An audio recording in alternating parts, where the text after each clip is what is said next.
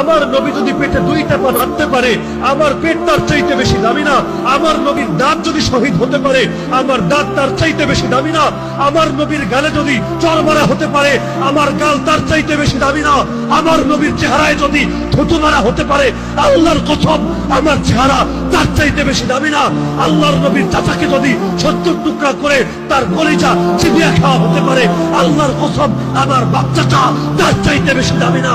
আরে আল্লাহর দ্বীনের জন্য যদি আল্লাহর নবীকে কাবা ছাড়তে হয়, মক্কা ছাড়তে হয়, পবিত্র ঘর ছাড়তে হয়, আমার ঘর, আমার এলাকা, আমার দেশ তার চাইতে বেশি দামি না? আমার মসজিদ, আমার মাদ্রাসা, আমার খানকা তার চাইতে বেশি না?